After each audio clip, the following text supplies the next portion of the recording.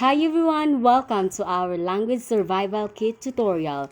Today, I will teach you the basic phrases and words that can help you to communicate every day.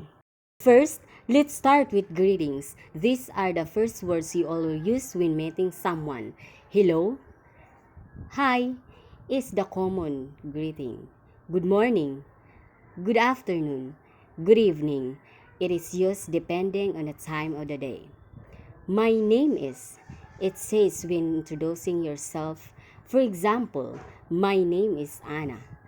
Nice to meet you. A polite way to end your introduction. Now, let's learn how to ask questions. These are the phrases are crucial when you need information. Where is? For example, where is the restroom or where is the bus stop? How much is this when shopping or asking about the prices? Can you help me if you lost or need assistance? What is this? To learn new words. Next, giving or understanding direction. Turn left or turn right, it used when guiding someone.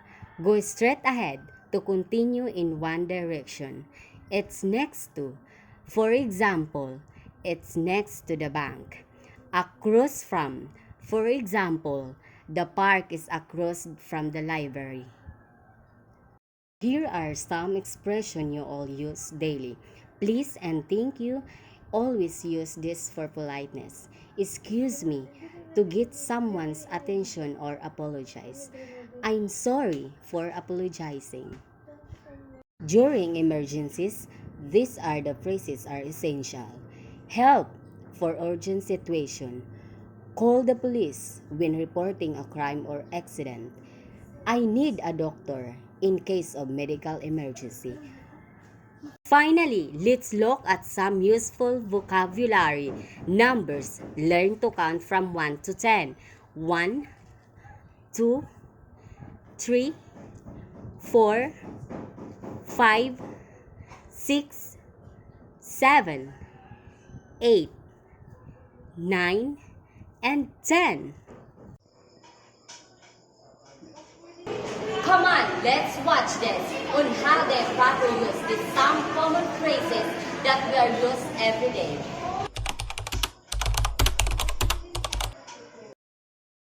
Good morning. Hi. Hello, my name is Jeremy Resco. Hi, my name is Judean Obingwar. How are you? Nice to meet you.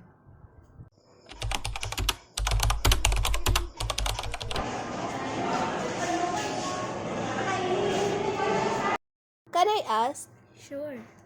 where's the library?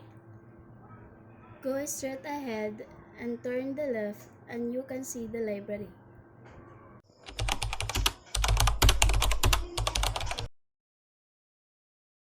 Can you please pass this? Thank you.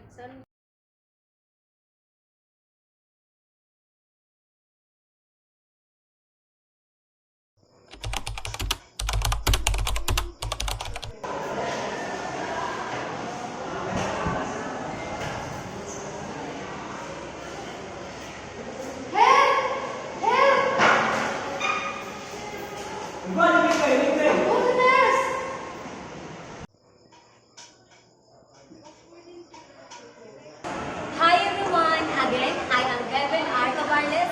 Thank you for watching. Practice these phrases and you'll be more confident in speaking in English. See you in next video.